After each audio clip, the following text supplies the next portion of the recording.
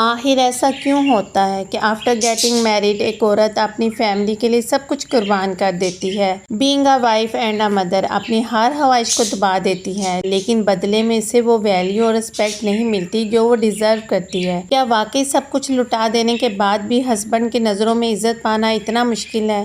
یقین مانیے، کہانی وہ نہیں ہے جو آپ کو نظر آتی ہے۔ اصل میں کچھ ایسی چھوٹی چھوٹی باتیں ہیں جو ہماری ساری قربانیوں کو بیکار کر دیتی ہیں اور ہمیں خود اپنی نظروں میں بھی کمزور بنا دیتی ہے۔ السلام علیکم everyone, I hope you all are doing great well. الحمدللہ میں بھی بالکل ٹھیک ہوں۔ اگر آپ بھی اسی سچویشن سے گزر رہی ہیں اور اپنے ہسبینڈ یا خاندان میں اپنی کھوئی ہوئی ویلیو واپس پانا چاہتی ہیں تو آج کے بلاگ میں آپ کے ساتھ کچھ بہت ہی امپورٹنٹ اور سمپل پوائنٹس شیئر کرنے والی ہوں۔ آج ہم دیکھیں گے ایسی سچویشن کو کس طرح ٹیکل کرنا ہے اور خود کو دوبارہ کیسے ویلیویبل بنانا ہے۔ So let's get started today's vlog. Point number 1، accept yourself as you are. خود کو جیسا ہے ویسا ہی قبول کریں۔ ہمارے ہاں زیادہ تر بیویوں اور ماؤں کو یہ لگتا ہے کہ اگر سسرال سے، خاندان سے یا شوہر سے ان کو وہ عزت یا اہمیت نہیں مل رہی تو شاید ان کے اپنے اندر ہی کوئی کمی ہے، لیکن یقین مانیے ایسی بالکل کوئی بات نہیں ہے۔ اگر کوئی آپ کی عزت نہیں کر رہا نا تو اس میں آپ کا کوئی قصور نہیں ہے، بلکہ کمی اس سامنے والے انسان کے اندر ہے جو آپ کی اچھائیوں کو دیکھ ہی نہیں پا رہا یا دیکھنا ہی نہیں چاہتا۔ تو اس لیے آپ نے کبھی بھی دوسروں کی وجہ سے اپنی خوشی، اپنی قدر اور اپنی عزت کو کم نہیں کرنا۔ آپ جیسی بھی ہیں، جو بھی ہیں، خود کو ویسے ہی قبول کریں۔ دیکھیں، ہر انسان دوسرے سے بالکل الگ ہو سکتا ہے۔ جو خوبیاں آپ کے اندر ہوں وہ کسی دوسری عورت میں نہ ہوں۔ اگر آپ خود ہی اپنی عزت نہیں کریں گی، ہر وقت خود کو کمتر سمجھتی رہیں گی تو لوگ بھی آپ کی قدر کرنا چھوڑ دیں گے۔ اپنے آپ کو کبھی بھی دوسروں کی نظر میں مت دیکھیں کہ فلاں میرے بارے میں کیا سوچ رہا ہے تو شاید میں ویسی ہی ہوں۔ آپ جتنا مرضی لوگوں کے سامنے اچھا بننے کی کوشش کر لیں، ان کے کام آ جائے، وہ پھر بھی آپ کے اندر کوئی نہ کوئی غلطی یا کوئی نہ کوئی کمی ضرور نکال لیں گے۔ اس لیے لوگوں کو خوش کرنے کے پیچھے بھاگنے سے بہت بہتر ہے کہ آپ اپنے آپ کو اہمیت دیں۔ جب آپ خود اپنی ویلیو کریں گی، پراعتماد رہیں گی تو آپ کے آس پاس کے لوگ بھی مجبور ہو جائیں گے کہ وہ آپ کے ساتھ تمیز اور عزت سے پیش آئیں، اپنی شخصیت کے اندر یہ بدلاؤ لائیں۔ Point number 2، keep your identity alive. اپنی پہچان کو زندہ رکھیں۔ ہمارے ہاں اکثر خواتین کی زندگی شادی کے بعد بالکل بدل جاتی ہے۔ وہ گھر داری، سسرال اور بچوں کو سنبھالنے میں اتنی مگن ہو جاتی ہیں کہ ان کی اپنی پہچان کھو جاتی ہے۔ وہ بھول ہی جاتی ہیں کہ شادی سے پہلے ان کا بھی کوئی شوق تھا، ان کے اندر بھی کوئی ہنر تھا۔ یاد رکھیں، جب آپ اپنے اندر کے ہنر کو نظر انداز کر دیتی ہیں نا تو آہستہ آہستہ زندگی صرف ذمہ داریوں تک محدود ہو کر رہ جاتی ہے۔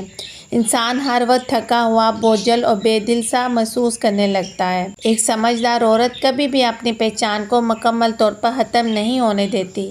چاہے آپ کو سلائی کڑھائی کا شوق ہو، کھانے پکانے کا، مہندی لگانے کا، کروشے کا کام آتا ہو یا آپ موبائل پر کوئی آن لائن کام کرنا جانتی ہوں، اپنے اس ہنر کو ضرور وقت دیں۔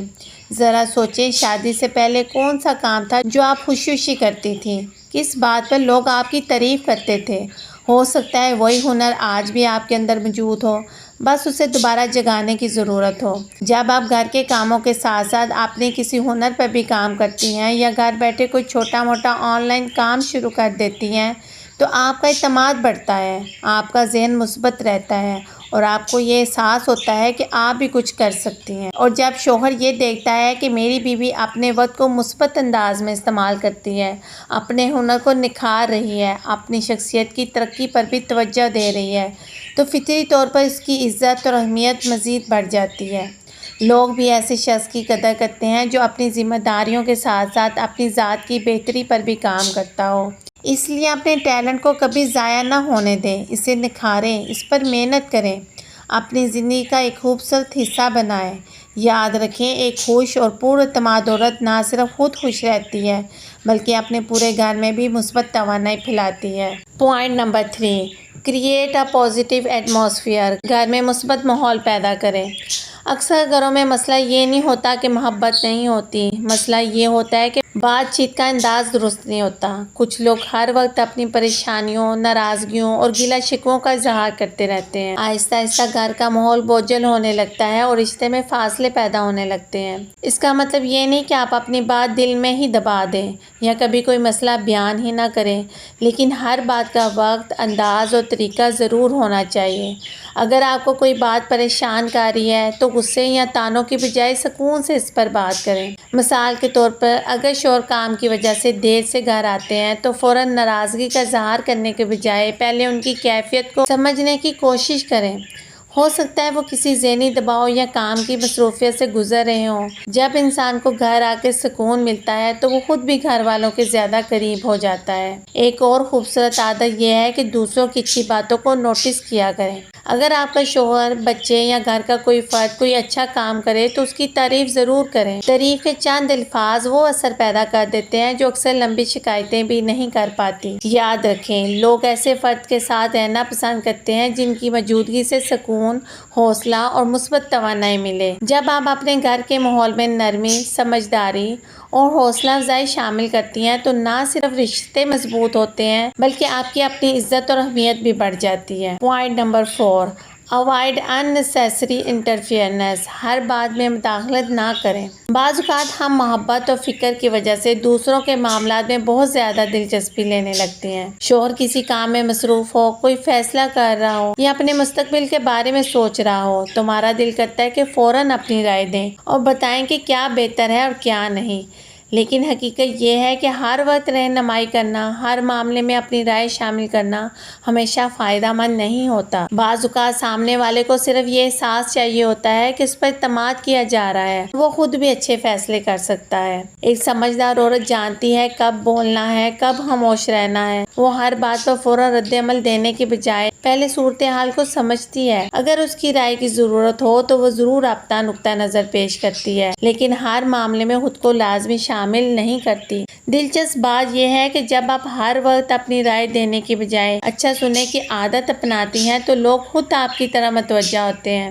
پھر آپ کی بات کو معمولی مشورہ نہیں بلکہ قیمتی رائے سمجھا جاتا ہے۔ یہی وجہ ہے کہ اپنی بات کی اہمیت برقرار رکھنے کے لیے ضروری ہے کہ اسے ہر وقت استعمال نہ کیا جائے بلکہ صحیح وقت پر پیش کیا جائے۔ Point number 5، manage your emotions wisely. جذبات پر قابو رکھیں۔ بہت دفعہ مسئلہ ہماری بات کا نہیں ہوتا بلکہ اس انداز کا ہوتا ہے جس میں ہم بات کرتے ہیں۔ کئی خواتین دل میں موجود تھکن، پریشانی یا ناراضگی کو جانے انجانے میں اپنی آواز اور لہجے میں لے آتی ہیں۔ انہیں محسوس بھی نہیں ہوتا لیکن سامنے والا فوراً یہ بات محسوس کر لیتا ہے۔ جب ہر بات سخت انداز میں کہی جائے یا آواز میں چڑچڑا پن شامل ہو جائے تو آہستہ آہستہ دوسرا شخص گفتگو کرنے سے کترانے لگتا ہے۔ پھر وہ کم بات کرتا ہے، اپنی باتیں شیئر نہیں کرتا اور فاصلے بڑھنے لگتے ہیں۔